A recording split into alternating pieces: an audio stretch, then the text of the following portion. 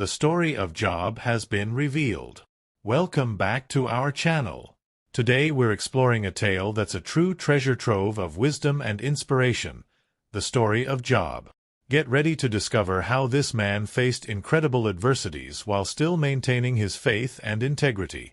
Before we begin, if you haven't subscribed yet, subscribe now and hit the bell icon so you don't miss any of our videos filled with powerful reflections like this one.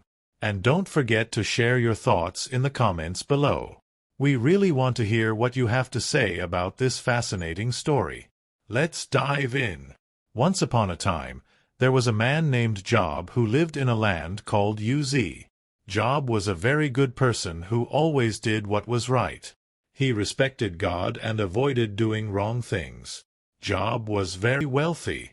He had 7,000 sheep, 3,000 camels, 500 yoke of oxen, 500 female donkeys, and a large family, 7 sons and 3 daughters.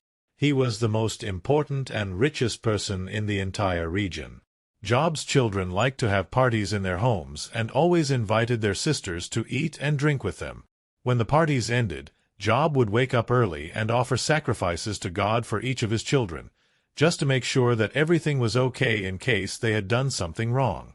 One day, God was talking with his angels, and Satan appeared. God asked Satan where he had come from, and Satan replied that he had been roaming around the world. God asked Satan if he had noticed how Job was a good, righteous person who was faithful to God. Satan said that Job was only like that because God protected him and his family and gave him many good things. Satan challenged God to take everything from Job to see if he would continue to be good. God accepted the challenge but said that Satan could not harm Job. So, on a very sad day, several disasters happened to Job. First, a messenger came and told that raiders had stolen the oxen and donkeys and killed Job's servants. While this messenger was still speaking, another arrived and said that fire from heaven had burned up the sheep and servants. Then, another messenger came and said that more raiders had stolen the camels and killed more servants. Finally, another messenger arrived with the worst news. A great wind had struck the house where Job's sons and daughters were, and all of them died. Job was very sad. He tore his clothes and shaved his head in mourning, but even so, he knelt down and worshipped God, saying, "I was born with nothing, and that's how I will leave. God gave, God took away. Blessed be the name of God." Even through all this suffering, Job did not blame God or do anything wrong. Once again, Satan appeared before God, and God asked again if he had seen how Job continued to be good and faithful. Satan, once again, replied that this only happened because Job still had his health and said that if God took Job's health away, he would curse God. So, God allowed Satan to afflict Job with illness but did not allow him to die. Even with so much pain and suffering, Job remained faithful to God, showing that his goodness and faith were genuine. And that's the story of Job, a man who went through very difficult times but never lost his faith in God. So, Job was a very good man who always did what was right and avoided evil. God was proud of him, but Satan wanted to test Job, so he told God that if Job became very sick, he would stop being good. God allowed Satan to do this but said he couldn't kill Job. Satan inflicted Job with painful sores. Job was in great pain, and his wife told him to curse God and die. But Job replied that it was not right to complain about God just because things were tough. Even with all the suffering, Job did not speak ill of God. Job's 3 friends, named Eliphaz, Bildad, and Zophar, heard about what happened and went to visit him. They could hardly recognize Job because he was in such bad shape. They were so sad that they cried, tore their clothes, and threw dust on their heads. They stayed with Job for 7 days and nights without saying a word because they saw how deeply he was grieving. After some time, God became angry with Job's friends because they said wrong things about him. So, God told them to make a sacrifice and that Job would pray for them. They did so, and God accepted Job's prayers. God restored to Job twice as much as he had before. He gained 14,000 sheep, 6,000 camels, 1,000 oxen, and 1,000 female donkeys. Job also had 7 sons and 3 daughters again. Job's daughters were the most beautiful in the whole region. God blessed Job so much that he lived another 140 years and saw his children, grandchildren, great-grandchildren, and great-great-grandchildren. The story of Job shows that even when we go through difficult times, God can bring back good things and give us hope. Job endured much suffering, but in the end, his faith in God never wavered. God saw that Job remained faithful and decided to bless him even more than before. In addition to doubling his wealth and giving him a large family, God also brought joy back into Job's life. Job's brothers, sisters, and friends returned to visit him. They ate together, and everyone was happy to see him restored. Each one brought gifts, a piece of silver and a gold ring, showing how much they loved and respected Job. Job had 7 sons and 3 daughters again. His daughters were known for being the most beautiful in the whole land, and Job gave them an inheritance equal to their brothers, something very special in those times. After all this, Job lived for many, many years, watching his children, grandchildren, great-grandchildren, and even great-great-grandchildren grow up. He died old and happy, knowing that God had always been with him, even in the toughest times. The story of Job teaches us that even when we face big problems, God is by our side. He can turn our sadness into joy and give us much more than we lost. This shows us that we should have hope and trust in God because He is a God of restoration and love. Lessons from the life of Job. Faith in God amid adversity. Imagine you're playing a difficult game. Sometimes you win and sometimes you lose. When you lose, you might feel discouraged and want to give up. Now, think of your life like this game. Sometimes things go well, and sometimes we face problems that leave us sad and disheartened. This is where faith in God comes in.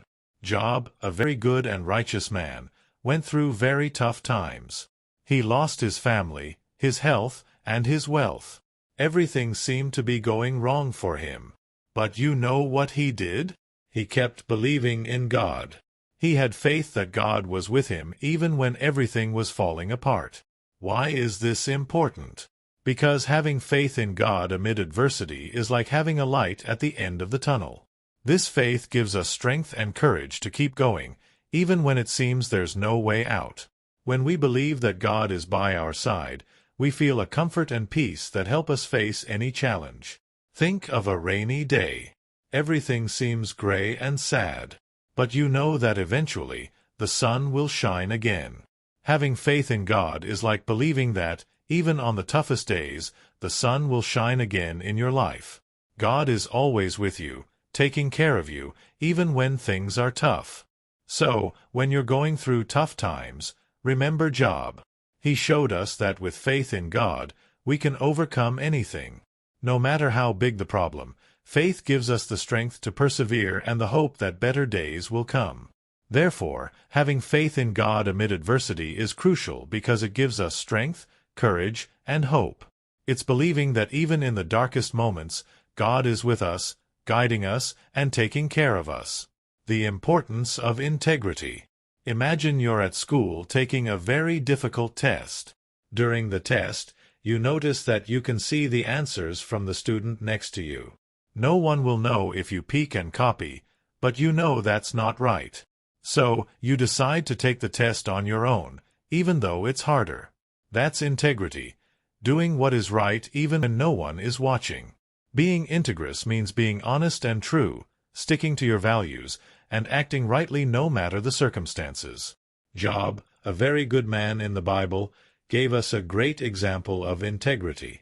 He lost everything he had and endured much suffering, but he never stopped being honest and just. Even when his wife told him to curse God and die, Job didn't do it.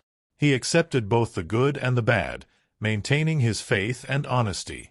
Having integrity is important because it shows that we are trustworthy people who can remain faithful to our values.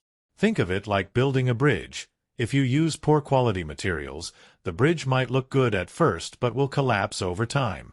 If you use good materials and build it properly, the bridge will be strong and last a long time. In life, our actions are like the materials used in building that bridge. If we are honest and true, Our bridge will be strong and reliable. People will trust us and respect our character. Moreover, being integrous gives us a sense of peace and satisfaction. We know we did the right thing, even when it's tough. Job showed us that even in difficult times, it's worth maintaining our integrity. He was rewarded in the end because his honesty and faith were genuine. So, the next time you find yourself in a situation where it's tempting to do something wrong, remember Job.